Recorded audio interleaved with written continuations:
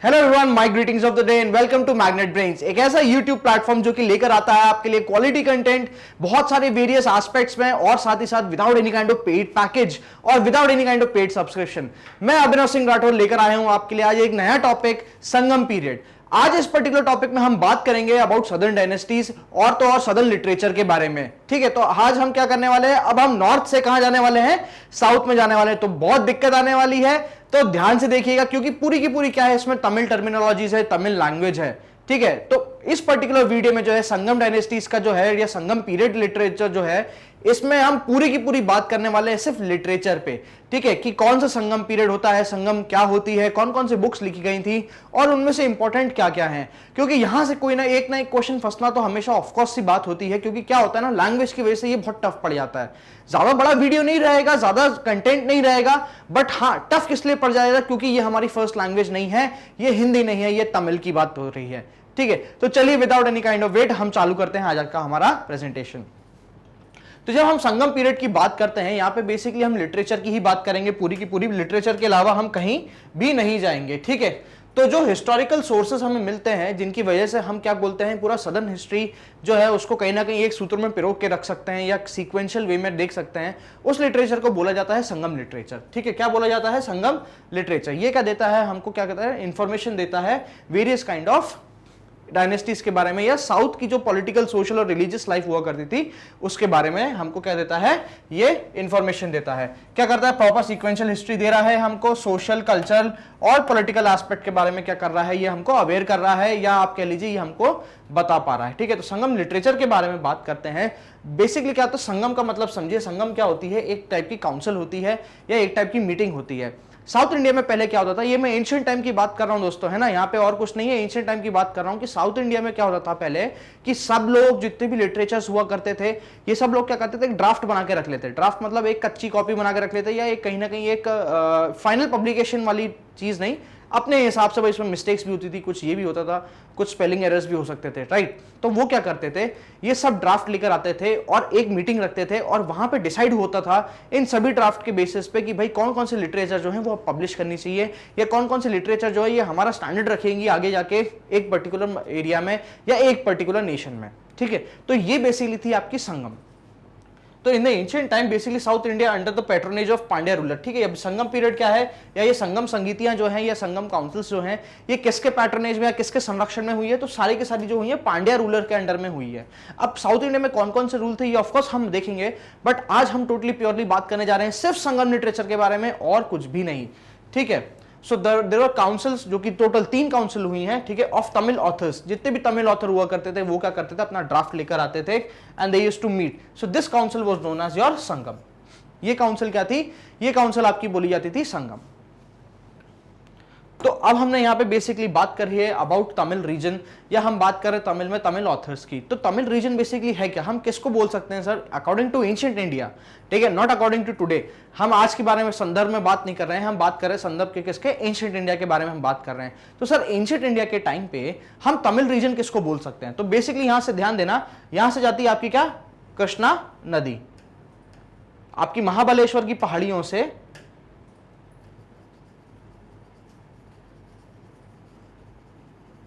जो कि आपकी कहां आती है, महाराष्ट्र में आती हैं। यहां से जाती है आपकी कौन सी रिवर, कृष्णा, और नीचे से आती है आपकी रिवर, एक तुंग आती है और एक भद्र आती है। तो दोनों रिवर मिलती है कहां पे, कृष्णा में मिलती है, और इस रिवर को बोला जाता है तुंगभद्रा। तो जब हम एंशिएंट की बात करते हैं, एंशिएंट तमिल रीजन की बात करते हैं, तो जो ओरिजिनल तमिल रीजन है या जो ओरिजिनल एंशिएंट तमिल रीजन है वो इन्हीं 2 रिवर के बीच में है। किन 2 रिवर के बीच में है, आपकी कृष्णा और तुंगभद्रा। ध्यान रखिएगा, तुंगभद्रा रिवर जो है ये 2 नदियों से मिलती है। पहली रिवर का नाम है तुंग और दूसरी रिवर का नाम है भद्रा। तो जब तुंग और भद्रा साथ में मिलते हैं तब हम उसको बोलते हैं क्या, तुंगभद्रा। और तुंगभद्रा भी फाइनली कहां जाके मिलती है, कृष्णा में ही जाके मिलती है। और कृष्णा कहां से चालू होती है, आपकी चालू होती है महाबलेश्वर की पहाड़ियों से, और फाइनली उसका मुहाना किधर है, उसका एंड किधर है, तो आपकी ईस्टर्न कोस्टल प्लेन पे उसका एंड है, एक प्रॉपर डेल्टा बनाती है और वहां से वो क्या होती है, एंड होती है। तो बेसिकली ये जो रीजन देख रहे हैं आप, ये है ओरिजिनल, या कह लीजिए आप ऑथेंटिक मोस्ट रीजन।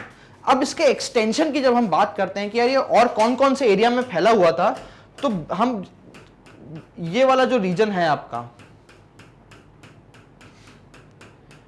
ये पूरा का पूरा एरिया जो है ये इस एरिया में भी फैला हुआ था, ठीक है। थोड़ा बहुत जो है ऊपर नीचे लोगों के उसमें आ ही जाता था, ठीक है। तो ये बेसिकली है आपका एंशिएंट मोस्ट तमिल रीजन, ठीक है। ये क्या है आपका एंशिएंट मोस्ट तमिल रीजन, ठीक है। खास करके ये वाला पार्ट और ये वाला पार्ट, क्योंकि यहां क्या थे, यहां आपके थे पांड्या।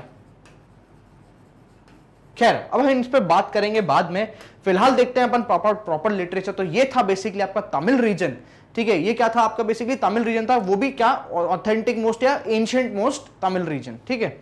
देखिए दोस्तों, ये आज के संदर्भ में मैं बात नहीं कर रहा हूं, मैं एंशिएंट टाइम्स की बात कर रहा हूं, ठीक है। एंशिएंट टाइम पे कर्नाटक नहीं था, तमिलनाडु नहीं था, केरला नहीं था, राइट। पहले क्या था, सिर्फ नदियां थी, नदियों के बेसिस पे ही रीजन कहीं ना कहीं डिवाइड हुआ करते थे, या बेसिस पे ही रीजन हमें स्टैब्लिश देखने को मिलते हैं। नदियों के बेसिस पे क्यों, क्योंकि हम बात कर चुके हैं नदियां क्या है, एक लाइफ सोर्स है, बहुत इंपॉर्टेंट लाइफ सोर्स है। रिसोर्सेज तो देती है, साथ में क्या है, वाटर की एम्पलिबिलिटी रहती है, तो कहीं ना कहीं सर्वाइवल इजी हो जाता है, ठीक है। चलिए बात करते हैं हम संगम के बारे में। हमने इस पर्टिकुलर पीरियड के बारे में देख ही लिया कि भाई क्या होता था, all authors used to present the draft for amongst their Sangam. ये क्या करते थे, अपना सबका ड्राफ्ट लेते थे, जो भी क्रिएशंस हुई हैं, जो भी बुक्स लिखी गई हैं, वो सब लेकर आते थे अपने संगम के सामने, उनके संगम के सामने रख देते थे। अलग अलग कमिटियां बनाई जाती थी, उन सब बुक्स को रीड करा जाता था, और फाइनली क्या होता था, संगम कुछ बुक्स को डिसाइड करता था कि यार अब ये बुक्स जो हैं ये संगम या हमारे तमिल लिटरेचर का स्टैंडर्ड रख सकती हैं या उसको और बेटर कर सकती हैं। तो सिर्फ वही बुक्स जो है ना, सिर्फ वही बुक्स पब्लिश हुआ करती थी, ठीक है। So the Sangam had two power to give the assent. Assent का मतलब हाँ कि ये आप पर्टिकुलर बुक जो है अब ये आप छाप सकते हो, या इसको आप प्रॉपर्ली तरीके से फाइनल ड्राफ्ट प्रिपेयर करके आप क्या कर सकते हो कि अब आप डिस्ट्रीब्यूशन के लिए दिस इज ओके, ठीक है, for further publication of that particular literature. Next, only those literature जो कि अप्रूव हुए हैं संगम पीरियड से या संगम से, सिर्फ उन्हीं लिटरेचर को हम क्या बोलते हैं, संगम लिटरेचर बोलते हैं। मतलब देखिए ऐसा जरूरी नहीं है, ये आप समझ लीजिए, ये संगम अगर का आप ठप्पा लग गया आपकी किताब पे तो एक बेंचमार्क है कि यस आपकी बुक जो है बहुत लोगों ने रिव्यू करी है, और रिव्यू होने के बाद ही जो है आपकी कहीं ना कहीं बुक रिलीज हुई है या पब्लिश हुई है या आगे जाके डिस्ट्रीब्यूट हुई है, राइट। तो ऐसा नहीं है कि हर एक लिटरेचर जो था, हर एक ऑथर जो था वो इस पर्टिकुलर एरा क्या संगम का ही अप्रूवल मांगता था, अपना इंडिपेंडेंट भी वो बुक निकाल सकता था, बट उस लिटरेचर को, ऐसे काइंड ऑफ नॉवेल्स, ऐसे काइंड ऑफ लिटरेचर को हम क्या बोलते हैं, संगम लिटरेचर नहीं बोलेंगे। हम सिर्फ संगम लिटरेचर उसको बोलेंगे जो इन संगमों ने अप्रूव करा है, ठीक है। हम संगम लिटरेचर किसको बोलेंगे, जो सिर्फ इस संगम ने, ठीक है, या जो काउंसिल है उसने अप्रूव करा है किसके लिए, आगे पब्लिकेशन के लिए, आगे बोलने के लिए कि हाँ यार ये जो है हमारा इस पर ठप्पा लग गया है, हमारा इस पर स्टैंप लग गया है। बेसिकली समझ लीजिए कि यार इंजीनियर हो, इंजीनियर तो कहीं से भी हो सकते हो, बट आईआईटी का एक अपना ब्रांडिंग होती है, तो दिस बेसिकली क्या थी, एक टाइप की ब्रांडिंग हुआ करती थी, ठीक है। चलिए आगे देखते हैं। जैसा कि मैंने आपको बताया कि जो तीनों संगम पीरियड हैं ये किसके संरक्षण में हुए, किसके पैटर्नेज के अंडर हुए हैं, तो पांड्या रूलर्स के। दैट मीन्स पांड्या रूलर्स ने इन लोगों को पैटर्नेज दिया था, इन लोगों को संरक्षण दिया था कि हाँ ठीक है आप एक जगह मिलिए, बहुत बड़े बड़े ऋषि थे, बहुत बड़े बड़े लोग थे, सब आप एक जगह मिलिए और मैं आपको पैटर्नेज दे रहा हूँ, मैं आपको संरक्षण दे रहा हूँ, आप अपना काम करिए, आपका जो भी खाना पीना जो भी रहेगा वो मेरी तरफ से रहेगा, and you do your work as you are doing. तो अब हम बात करते हैं बेसिकली संगम के बारे में, या कितनी संगमें हुई हैं, या फिर जो अपनी 3 संगम हुई हैं उनके बारे में देखेंगे कि कब हुई है, कहां हुई है, और अल्टीमेटली इसमें कौन कौन सी बुक्स जो हैं उसको अप्रूवल मिला है या उसको कहीं ना कहीं गो थ्रू मिला है कि हाँ ठीक है अब ये जो है ये संगम का लिटरेचर है, या फिर ये संगम की इस पे ब्रांडिंग हो गई है। तो पहले देखते हैं, यहाँ पे देखिएगा ईयर अगो दिया है, यहाँ पे BC AD नहीं दिया गया है, यहाँ पे आपको बेसिकली दिया गया ईयर्स अगो, ठीक है। दैट मीन्स आपको सीधे सीधे इतना माइनस कर लेना किसमें से, 2022 में से, ठीक है। चलिए आगे देखते हैं। तो पहली की बात करते हैं तो 4400 साल पुरानी या पहले हुई थी, कहां हुई थी, मदुरै में हुई थी, ठीक है। और टोटल मेंबर्स कहते थे तो 549 मेंबर्स हुआ करते थे, ठीक है। अब भाई मेंबर्स हुए तो जाहिर सी बात है इनमें कोई ना कोई एक हेड तो रहेगा या चेयरपर्सन तो रहेगा ही। तो पहली जो संगम समिति थी या जो पहली संगम काउंसिल थी उसके हेड कौन थे, अगस्त ऋषि थे। जी हाँ, ये वही अगस्त ऋषि है जिनका लोपामुद्रा के साथ विवाह हुआ था, और ये कहीं ना कहीं ऋग्वेद के भी क्रिएटर माने जाते हैं, और साथ ही साथ ऋग्वेद में से कई सारी रचनाएं जो हैं इनकी खुद की हैं। और तो और दोस्तों इनके सारे बारे में बहुत ही एक इंटरेस्टिंग सी ऐसी स्टोरी है कि ऐसा कहता है शिव पार्वती की शादी के टाइम पे जब सभी विद्वान कहाँ चले गए थे, कैलाश पे चले गए थे या आप हिमालय में चले गए, तो कहीं ना कहीं जो 2D पृथ्वी है, ठीक है, उसका बैलेंस जो है वो बिगड़ गया था, उसका वेट जो है बिगड़ गया था। तो इसलिए पार्वती जी और शिव जी ने दोनों ने इनसे रिक्वेस्ट की थी अगस्त ऋषि से कि आप जो है आप दक्षिण भारत चले जाइए। क्यों चले जाइए? क्योंकि जितना आप में ज्ञान है, ठीक है, आपके ज्ञान का जितना वेटेज है वो पूरे के पूरे विद्वान मिला के नहीं है। तो क्या होगा, अगर आप दक्षिण भारत चले जाते हैं तो कहीं ना कहीं इस पृथ्वी की जो धुरी है या जो आप कह सकते हैं इस पृथ्वी का जो बैलेंस है वो बना रहेगा। तो ये दोस्तों थी इनकी कहानी कहां, साउथ आने के लिए। ठीक है, गोदावरी नदी के तट पे इनका आश्रम हुआ करता था और ये गोदावरी के आसपास ही कहीं ना कहीं ये सेटल्ड थे। रामायण में भी इनका उल्लेख देखने को मिलता है। रामायण में भी इन्होंने क्या करा था, राम जी को, लक्ष्मण जी को, सीता जी को राह दिखाई थी और तो और इनको बताया था कैसे सर्वाइव करना है। दूसरी चीज, जब ये राम जी वापस आए कि भाई सीता हरण हो गया है, ये हो गया है, तो उनको धनुष दिया रावण को एलिमिनेट करने के लिए। और दंडकारण्य वाला एरिया बेसिकली छत्तीसगढ़ जो आपका महाराष्ट्र का गोदावरी के पास पड़ जाता है वो एरिया इनका बेसिकली था। खैर, अगस्त ऋषि के बारे में काफी बातें होंगी, आगे बढ़ते हैं कि इस पर्टिकुलर टाइम पीरियड पे हमको कौन कौन से ऐसे लिटरेचर हैं जो कि संगम लिटरेचर माने जाते हैं। पहला है अकियम परिपादल। ठीक है, क्या है? अकिटम परिपदाल। क्या, अगेन देखिए तमिल लैंग्वेज है, ठीक है, तो थोड़ा बहुत प्रोनाउंसिएशन में दिक्कत जाएगी आपको भी, मुझे भी, और इसी दिक्कत की वजह से क्या होता है, बहुत इंपॉर्टेंट हो जाता है कि एमसीक्यू पॉइंट ऑफ व्यू से। तो सबसे पहली क्या है कि अक्टियम परिपदाल। ठीक है, अक्टियम परिपदाल, ये किसी ऋषि अगस्त ने लिखी थी, इनकी खुद की क्रिएशन हुआ करती थी ये, और ये तमिल ग्रामर पे हुआ करती थी बुक। किस पे होती थी? ये तमिल ग्रामर पे, या ओल्ड तमिल जो ओरिजिनल तमिलियन जो लैंग्वेज थी उसके ग्रामर पे ये बुक थी। नेक्स्ट बात करते हैं मदुनारे, फिर मुदुकुनुरुन, फिर कलारी आविरे। ये बेसिकली जो 3 बुक्स हैं, ठीक है, ये 4 बुक्स जो हैं यहाँ पे, इनको क्या मिली थी, मान्यता मिली थी या गो थ्रू मिला था कि हाँ यार सर, अब जो है अगस्त ऋषि ने बोला था या जो भी काउंसिल मेंबर्स हुआ करते थे उन्होंने बोला था कि ये 4 बुक्स जो हैं अब हम क्या करेंगे, इनको पब्लिश करेंगे, इन पे ब्रांडिंग लगाएंगे। ठीक है, अभी करंटली सिचुएशन की मैं बात करूं तो इन चारों में से हमारे पास कोई भी बुक अवेलेबल नहीं है। क्या है? कोई भी बुक हमारे पास क्या है, अवेलेबल नहीं है। एक बार फिर से नाम देख लेते हैं किताबों का, क्योंकि कहीं ना कहीं प्रोनाउंसिएशन में बहुत दिक्कत जाती है। अक्टियम परिपदाल, जो कि किसने लिखी थी, अगस्त ऋषि ने लिखी थी। किस पे थी? जो ओल्ड तमिलियन लैंग्वेज हुआ करती थी उसकी ग्रामर पे बेस्ड थी। नेक्स्ट करें मदुनारे, उसके बाद है मुदुकुरुकु, ठीक है, मुदुकुरुकु। नेक्स्ट है कलारी आविरे। ठीक है, ये जो 4 बुक्स हैं बेसिकली आपकी, ये कब हुई थी? ये पहली में हुई थी। तो अब देखिए यहां से क्वेश्चन कैसे फॉर्म कर सकता हूं मैं। देखिए क्वेश्चन क्या है ना, कुछ भी आ सकता है ऑफ कोर्स, ये आपको फॉर्म करना होगा क्वेश्चन की यार एक एग्जामिनर पॉइंट ऑफ व्यू से सोच के देखा जाए या फिर एक पर्टिकुलर पर्सन के शूज में जाके देखा जाए तो वो कैसे क्वेश्चन पूछ सकता है। वो ये पूछ सकता है फर्स्ट ऑफ ऑल कि इनमें से कौन सी किताबें जो है, which of these following books was first approved in the first Sangam, यानी कि इनमें से कौन सी किताबें ऐसी है जो पहले संगम में अप्रूव हुई थी बाय द संगम। ठीक है, तो इनमें से कोई एक दे देगा और आपसे बोलेगा कि भाई इसको आइडेंटिफाई करो, या फिर क्या होगा, इन चारों में से कोई सी एक बुक दे देगा और ये पूछ लेगा कि ये वाली जो पर्टिकुलर बुक है ये कौन से संगम में अप्रूव हुई थी या कौन से संगम पीरियड में ये अप्रूव हुई थी। तो बेसिकली यहां से क्या होता है, इस टाइप के क्वेश्चंस उठाए जा सकते हैं, बहुत अच्छी पॉसिबिलिटी है। ठीक है, चलिए आगे बढ़ते हैं, हम दूसरी संगीति की बात करते हैं या दूसरे संगम पीरियड की बात करते हैं। सेकेंड जो काउंसिल हुई थी वो कब हुई थी? 3700 साल पहले हुई थी। ठीक है, 49 मेंबर्स हुए थे, कपटपुरम यहां पे हुई थी। ठीक है, अगेन ये पांड्या के शासन में हुआ करता था, पांड्या रूल्स में हुआ करता था ये पर्टिकुलर प्लेस। नेक्स्ट हम बात करते हैं इसके चेयरपर्सन भी कौन थे? अगस्त ऋषि थे, क्योंकि भाई इतने बड़े पर्सन थे, इतनी बड़ी पर्सनालिटी थी। ठीक है, तो कहीं ना कहीं क्या था, इनका इन्फ्लुएंस बहुत ज्यादा था। ठीक है, आइए अब हम देखते हैं कि इस पर्टिकुलर संगम पीरियड में या इस पर्टिकुलर संगम में कौन सी बुक अप्रूव हुई थी। तो बुक जो अप्रूव हुई थी वो थी आपकी तोलकाप्पियम। ठीक है, क्या थी? तोलकाप्पियम। तोलकाप्पियम जो थी वो किसने लिखी थी? तोलकाप्पियर ने लिखी थी। ठीक है, तोलकाप्पियर ने लिखी थी। क्या लिखी थी? तोलकाप्पियम। ये भी क्या है? एक तमिल ग्रामर बुक है। क्या है आपकी? तमिल ग्रामर बुक है। तो याद रखिएगा, जो सेकंड संगीति है या जो सेकंड काउंसिल है, जो सेकंड संगम जो काउंसिल है, उसमें क्या सिर्फ एक ही बुक जो थी वो अप्रूव हुई थी। अगेन ये भी बुक कहीं ना कहीं क्या हमारे पास अवेलेबल करेंटली नहीं है। नेक्स्ट हम बात करते हैं तीसरी की। तो तीसरी हुई थी 1850 ईयर्स बिफोर, 1850 ईयर्स बिफोर।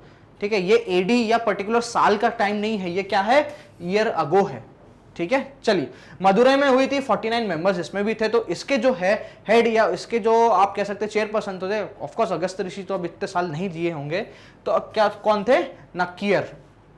कौन थे? नक्किर। ठीक है, ये कौन थे आपके, नक्कीर कौन थे आपके, ये इसके क्या थे, चेयरपर्सन थे किसके, तीसरी संगीति के। तो ऑफकोर्स ये इंपॉर्टेंट हो जाता है, क्यों, क्योंकि कहीं ना कहीं यहाँ पे चेयरपर्सन बदल गया। ओके, चलिए देखते हैं कि कौन कौन सी बुक्स जो थी इसमें अप्रूवल मिली है। तो एन्नुकुरु बुरु, एक पहली बुक ये है एन्नुकुरु बुरु, इसको मिली थी। परिपादल, इसको मिल गई थी।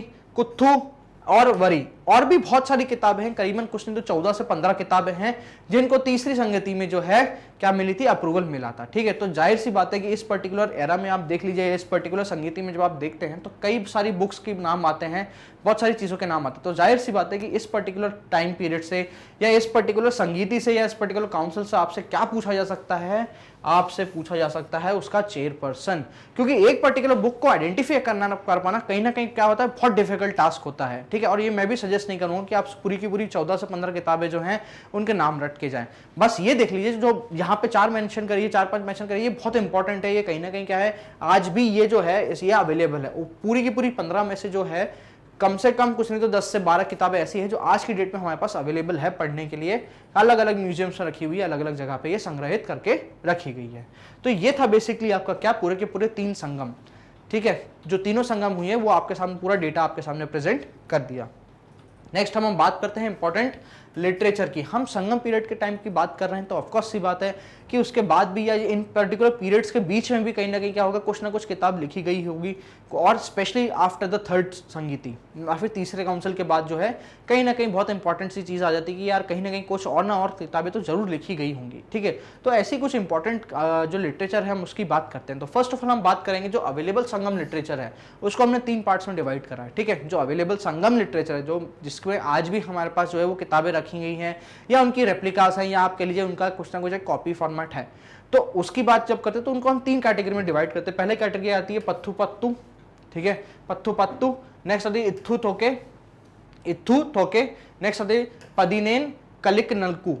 ठीक है, ये 3 कैटेगरीज हैं जिसके अंदर क्या करते हैं हम, अब करंट सिचुएशन जो है या करंट बुक्स जो हैं उनको हम रखते हैं। ठीक है, तो अब जैसे जैसे हम टाइम के साथ आगे बढ़ते हैं क्या होता है कि कहीं ना कहीं पॉलिटिकल सिचुएशन जैसा हमने देखा, वैदिक पीरियड में कुछ और थी, लेटर वैदिक पीरियड में और कुछ थी, और फाइनली जब हम महाजनपद पीरियड की बात करते हैं या उसके आगे की बात करते हैं, मौर्यन शासन की भी जब हम बात करते हैं, तो कहीं ना कहीं पॉलिटिकल सिचुएशंस क्या थी, बहुत अलग थी।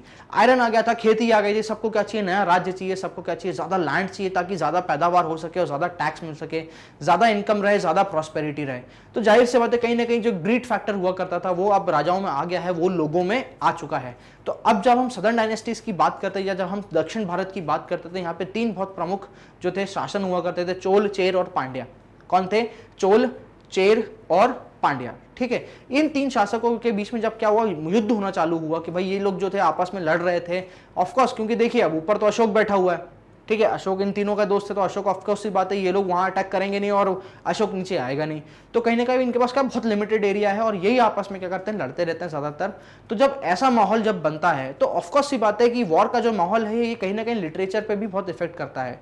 भाई जब हम बात करते हैं मॉडर्न इंडिया के बारे में, जब हम बात करते हैं मॉडर्न इंडिया के बारे में, तो वहां की क्या पोएम्स लिटरेचर जो है वो वीर रस से भरी हुई रहती हैं, वीर गाथाओं से भरी हुई रहती हैं, लड़ाइयों से भरी रहती हैं, हमारे संघर्ष से भरी रहती हैं। बट वहीं जब हम बात करते हैं एंशिएंट इंडिया के बारे में, जब हम कालिदास को देखेंगे, आगे जाके हम वररुचि को देखेंगे, हम बहुत से इंपॉर्टेंट ऑथर्स को देखेंगे, तो कहीं ना कहीं श्रृंगार रस भी हमको देखने को मिल जाता है। That means a little bit of love and romance.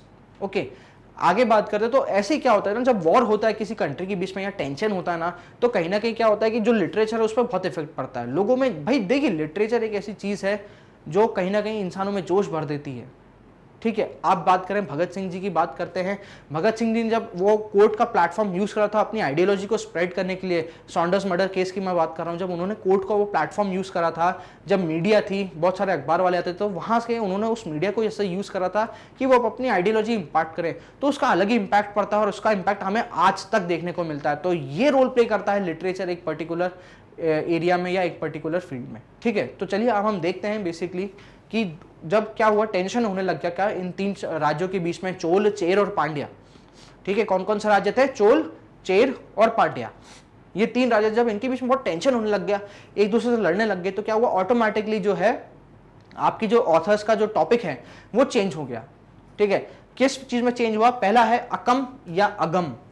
ठीक है, कई बुक्स में इसको अकम लिखा हुआ है, कई बुक्स में इसको अगम लिखा हुआ है। ज्यादातर बुक्स में आपको क्या मिलेगा, अगम मिलेगा, ठीक है। तो जो अगम लिटरेचर है वो किस पे है, वो आपके लव अफेयर्स पे है, या आपके कह लीजिए कि आप वो एक प्रेम प्रसंग या श्रृंगार रस पे होती है, ठीक है। कहीं ना कहीं हमको ये बागी वाली कहानियां जो है कि हाँ भाई ये इस क्षेत्र से लड़का था, उस क्षेत्र की लड़की को ले गया, दोनों के बीच में प्रेम हुआ, कैसी बढ़िया लव स्टोरी थी भाई। आज की डेट में हम various kind of love stories देखते हैं, तो कहीं ना कहीं वो इसी एरिया से या इसी एरा से कहीं ना कहीं क्या है, प्रभावित जरूर है। नेक्स्ट हम बात करें पुरम की, ठीक है। ये याद रखिएगा, ये क्या है, ये स्टाइल्स ऑफ राइटिंग नहीं है, ये क्या है, ये बेसिकली टॉपिक्स हैं, ठीक है। किस पे लिखी जाती थी उस टाइम पे किताबें, कब, जब तीनों राज्य के बीच में बहुत ज्यादा टेंशन बढ़ गया था, या तीनों राज्य आपस में बहुत ज्यादा लड़ने लग गए थे। तो Puram is basically war and fights. यहाँ पे बात करते हैं हम राजाओं की, यहाँ पे बात करते हैं हम वीर गाथाओं की, ये बेसिकली क्या है, वीर रस है, ठीक है। चलिए आगे देखते हैं।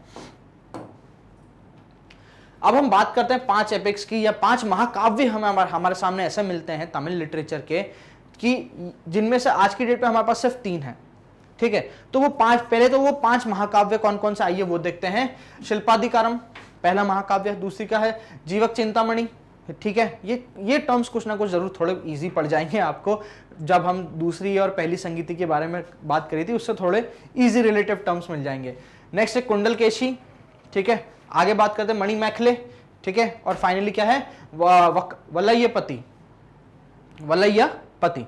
तो ये बेसिकली 5 एपिक्स हैं सदर्न लिटरेचर के या संगम लिटरेचर के, ठीक है। इसमें से करंटली आज की डेट में हमारे पास सिर्फ 3 लिटरेचर अवेलेबल हैं, या 3 महाकाव्य जो हैं अवेलेबल है। तो चलिए देखते हैं उन महाकाव्यों के बारे में, किसने लिखी, क्या स्टोरी थी, और कैसे हम उसको पढ़ना चाहिए, या पॉइंट ऑफ व्यू से कह लीजिए, एमसी के पॉइंट ऑफ व्यू से क्या क्या चीजें इंपॉर्टेंट है। पहली है आपकी क्या, शिल्पाधिकारम। पहली है आपकी क्या, शिल्पाधिकारम। इसको किसने लिखा था, इलांगो ने लिखा था, या इलांगो आदिकल। अगेन सेम पर्सन है, नाम 2 अलग अलग है, बट इलांगो तो कॉमन है, ठीक है। तो इसको किसने लिखा था, इलांगो ने लिखा था, ठीक है। क्या नाम है, शिल्पाधिकारम नाम है इसका। अब इसमें बेसिकली है क्या, ठीक है। अभी ये इलियाड वाले टेम्पल में मतलब इलियाड में समझाऊंगा कि क्या चीजें, जिसको इलियाड ऑफ तमिल लिटरेचर क्यों कहते हैं ये मैं बताऊंगा आपको, बट बेसिकली समझ लीजिए अब इसमें है क्या। अभी इसमें बेसिकली एक है कावेरी पट्टनम का आदमी है, क्या नाम है उसका, कोवलन, ठीक है। उसकी एक वाइफ है, ठीक है, जिसका नाम है कणगी, ठीक है। और तीसरी कौन है, माधवी। माधवी क्या है, एक एंटरटेनर है, एक डांसर है, ठीक है। तो इन 3 के बीच की ये कहानी होती है, ठीक है। पहले क्या होता है भाई, ये इन दोनों की कहानी चलती है, ठीक है। उसके बाद इसको कोवलन को कहीं ना कहीं मर्चेंट के लिए जाना पड़ता है, या दूसरे शहर जाना पड़ता है, ठीक है। वहां इसको क्या मिल जाती, माधवी मिल जाती, फिर इसकी वाइफ को पता चलता है। तो मतलब it's all overall lot of drama, ठीक है। अब देखिए इलियड, ये टर्म बेसिकली ये अगेन इलियड जो है ना, ये ट्रॉय की कहानी है, ठीक है। ट्रॉय ऑफ कोर्स एक बहुत बड़ा द सीज ऑफ ट्रॉय,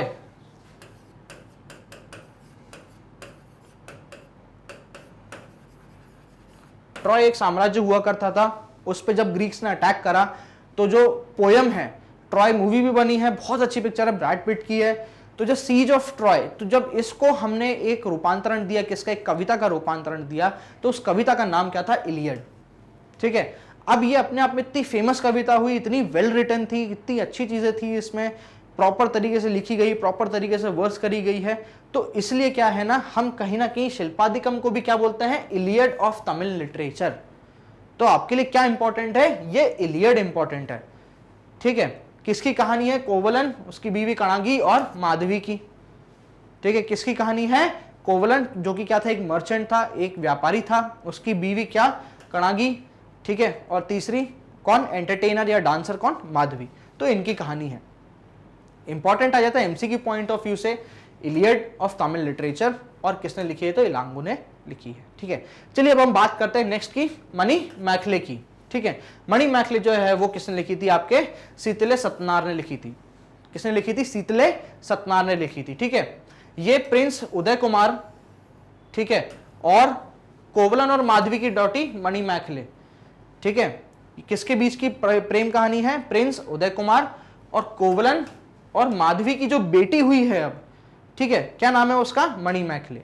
इनके इसके बीच का प्रेम प्रसंग है कि भाई कैसे एक राजा को, एक प्रिंस को एक छोटी, एक बहुत ही नीचे की एरिया से, या आप कह लीजिए लोअर सेक्शन ऑफ सोसाइटी की लड़की से प्यार हो जाता है, उनका कैसा लव अफेयर रहता है, क्या रहता है, उसके बारे में है, ठीक है। अब देखिए इसको क्या बोलते हैं, इसको ओडिसियस ऑफ तमिल लिटरेचर बोलते हैं। इसको क्या बोलते हैं, ओडिसियस। अब ओडिसी जो था, ठीक है, ओडिसी जो था वो क्या था, वो इथिका का राजा हुआ करता था।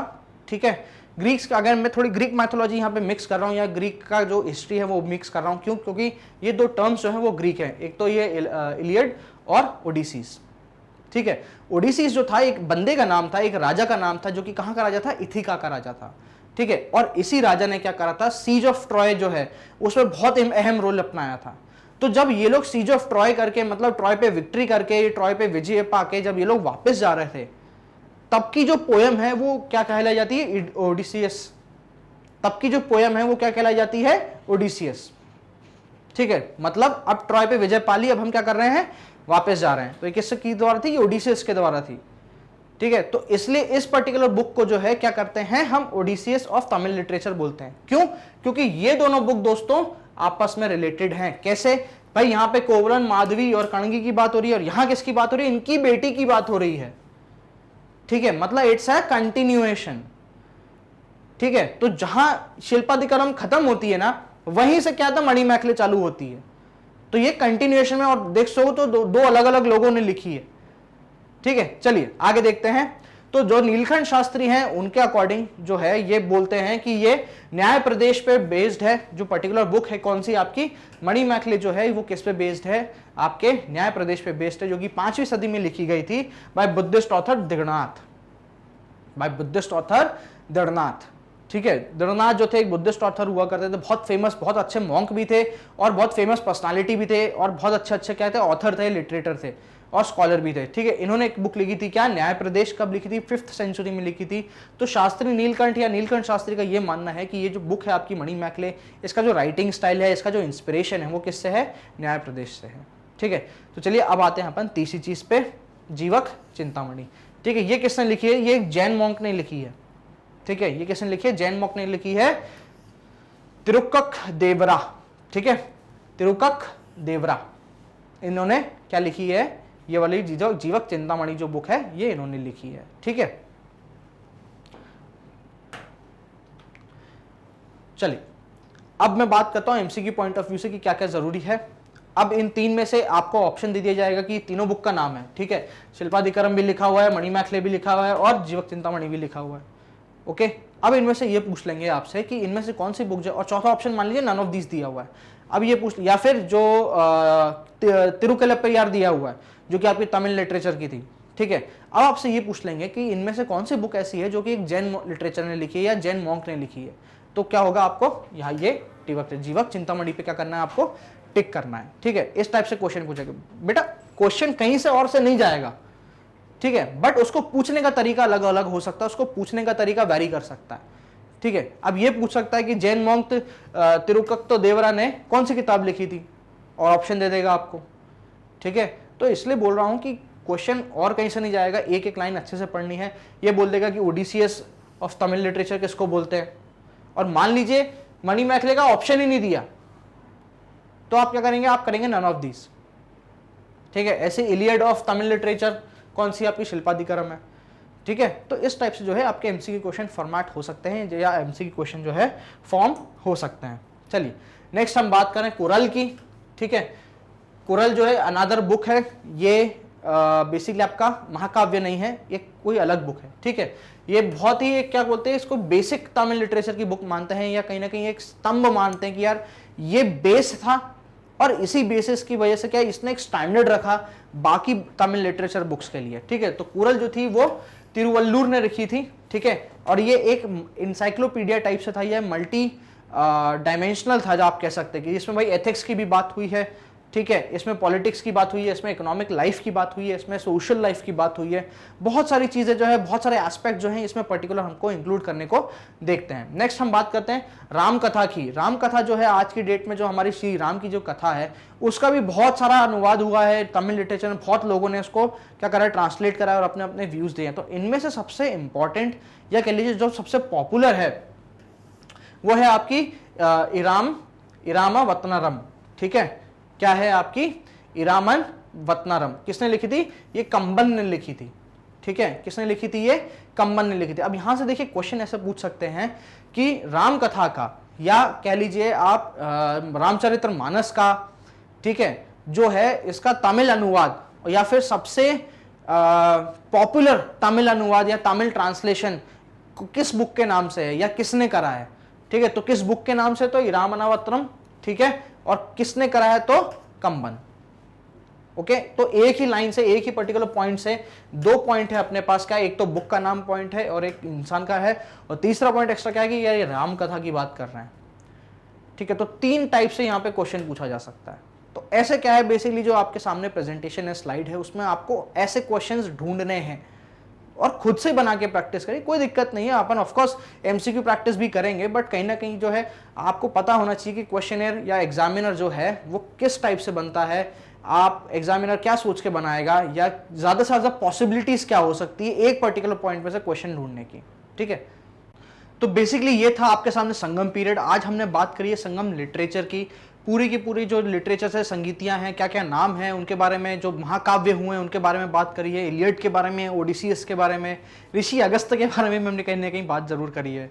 तो बेसिकली ये है कि अब हमारी तरफ से आपके लिए एक छोटी सी पहल लेकर आए हैं हम लेकर आए हैं magnetbrains.com, हम लेकर आए हैं हमारी वेबसाइट, और ऑफकोर्स हमारा क्या है, ऑफिशियल ऐप भी है, ठीक है। आप क्या कर सकते हैं, अगर आपको ये लेक्चर दोबारा देखना है और आपको झंझट, यूट्यूब के झंझट से नहीं पढ़ना कि मेरे को सर्च करना पड़ेगा, मेरे को ये करना पड़ेगा, तो कुछ भी नहीं करना है, सीधे सीधे अपना ब्राउजर खोलिए, उस पर जाइए magnetbrains.com, magnetbrains.com पे, ठीक है। जैसे ही आप magnetbrains.com पे जाएंगे आपके सामने ये पर्टिकुलर एरिया खुल जाएगा, ये पर्टिकुलर वेब पेज खुल जाएगा। ओके, अब उसमें क्या करता है, आपको यहाँ पे बहुत सारे क्या है टैब्स मिलेंगे। देखिए मैं बताता हूँ कैसे टैब्स मिलेंगे। ऐसे यहाँ पे आपको क्या होगा, बहुत सारे टैब्स मिलेंगे। आपको जो भी कोर्स पढ़ना चाहते हैं आप, ठीक है, आप उस पर क्लिक करिए। अब जैसे आपको मान लीजिए सोशल स्टडीज का ओलंपियाड पढ़ना है, ठीक है, तो मैं कहाँ मिलूंगा आपको, ओलंपियाड वाले सेक्शन में मिलूंगा, ठीक है। जैसे आप ओलंपियाड पे क्लिक करेंगे आपको क्या मिलेंगे, यहाँ पे क्लास 10th मिलेगी, यहाँ पे क्लास 9th मिलेगी। मैं अभी करंटली क्या पढ़ा रहा हूँ, क्लास 9th का नेशनल सोशल स्टडीज ओलंपियाड पढ़ा रहा हूँ। आप क्लास 9 पे टिक करेंगे, और जो जैसे ही आप टिक करेंगे या फिर जैसे ही आप क्लास 9 पे क्लिक करेंगे आपको क्या है, पूरी की पूरी यहाँ पे प्लेलिस्ट मिल जाएगी। वेरियस टीचर्स जो आपके लिए वेरियस सब्जेक्ट लेकर आ रहे हैं, जैसे इंग्लिश हो गया, साइंस हो गया, ठीक है, सोशल स्टडीज हो गया। अब आपको इनमें से जिसको भी पढ़ना है आप सीधा सीधा क्या करिए, उसके वॉच नाउ पे क्लिक कर दीजिए। मैं आपको यहां मिलूंगा, तो आप जैसे ही वॉच नाउ पे क्लिक करेंगे क्या होगा, एक आपको नया वेब पेज खुलेगा जो कि आपका ऐसा दिखेगा, ठीक है। अब इसको थोड़ा सा नीचे स्क्रॉल डाउन करेंगे तो यहां पे जैसे आप देखेंगे यहाँ पे पूरी की पूरी प्लेलिस्ट दी हुई है, ठीक है। जैसे ही आप किस पर्टिकुलर प्लस पे या प्ले पे क्लिक करेंगे, ठीक है, तो वो क्या होगा, वो पर्टिकुलर वीडियो जो है आपका खुल जाएगा। आपको YouTube पे डायरेक्ट नहीं करा जाएगा, प्लेयर आपका वहीं होगा, वहीं YouTube प्लेयर जो है वो खुल जाएगा, ठीक है। कैसे खुलेगा, कैसा विंडो रहेगा वो एक बार और देख लीजिए। ऐसा का पूरा विंडो रहेगा, ये पूरा का पूरा क्या होगा, ये खुल जाएगा, ठीक है। यहां से आप क्या कर सकते हैं, प्ले कर सकते हैं, आप स्पीड ऊपर नीचे कर सकते हैं, वीडियो की क्वालिटी ऊपर नीचे कर सकते हैं, और साथ ही साथ आप क्या कर सकते हैं, इसको नेक्स्ट भी कर सकते हैं। अब मान लीजिए जैसे फॉर एग्जांपल आपको कुछ और सब्जेक्ट पढ़ना है, ठीक है, मान लीजिए आपको क्या करना है, सर अब मेरे को सोशल साइंस का ओलंपियाड नहीं पढ़ना, मेरे को क्या करना है कि अब मेरे को सीधा सीधा क्या करना है, भैया मेरे को अपने 9th क्लास का पढ़ना है, मतलब आपको किस चीज का पढ़ना है, आपको एनसीईआरटी का पढ़ना है या आपका सब्जेक्ट का पढ़ना है। कुछ नहीं है, आपका जो मीडियम है आप उस पर क्लिक करिए। जैसे इंग्लिश मीडियम से आपका स्कूल है तो आप इंग्लिश मीडियम पे करिए, हिंदी मीडियम है तो हिंदी मीडियम पे करिए। और जैसे यहाँ पे जैसे ये क्लास 9th और 10th का टैब है ना, यहाँ से KG1 से लेके पूरा 12वीं तक का टैब आ जाएगा, ठीक है। आपको जो क्लास में आप हो उस क्लास के टैब पे टिक करो और पूरा का पूरा यूजर इंटरफेस जो है वो सेम वैसा ही रहेगा जो अपन ने ओलंपियाड के टाइम पे डिस्कस करा था, ठीक है। उसमें भी जैसे आप क्लिक करोगे तो ऐसे बहुत सारे टीचर्स आ जाएंगे, बहुत सारे कोर्सेज आ जाएंगे, ठीक है। और आपके सामने क्या होगा, आप उसको वॉच नाउ कर सकते हो, वो पूरी प्लेलिस्ट आ जाएगी आपके सामने, कौन सा चैप्टर है, उसके कितने वीडियोस हैं, कितने पार्ट्स में डिवाइडेड हैं, ये सब जो है on the go, on just of a click of a button आप क्या कर सकते हो, इसको एक्सेस कर सकते हो, ठीक है। तो बेसिकली ये हमारी छोटी सी पहल थी मैग्नेट ब्रेन्स की तरफ से आपकी लाइफ थोड़ी और इजी बनाने के लिए। और माइंड यू मैग्नेट ब्रेन्स पे यहाँ पे आपको ऑफकोर्स क्वालिटी कंटेंट तो मिलता ही मिलता है, बट ये जो वेबसाइट है ये भी बिल्कुल फ्री है without any kind of paid subscription, ठीक है, क्योंकि हम मानते हैं कि शिक्षा पे सबका अधिकार होता है और अधिकार होना भी चाहिए। तो दोस्तों चलिए मिलते हैं हम अपने नेक्स्ट वीडियो में। हम बात करेंगे अब हम सदर्न डायनेस्टीज की, हम बात करेंगे चोल, चेर, पांड्या की, इनके हम देखेंगे बहुत इंपॉर्टेंट रूलर्स। साथ ही साथ हम यहाँ पे देखेंगे कि क्या पॉलिटिकल लाइफ हुआ करती थी, क्या सोशल लाइफ हुआ करती थी, ऐसी क्या इंपॉर्टेंट चीजें हैं जहां से हम एमसीक्यू क्वेश्चन जरूर उठा सकते हैं। तो दोस्तों मिलते हैं हम अगले वीडियो में।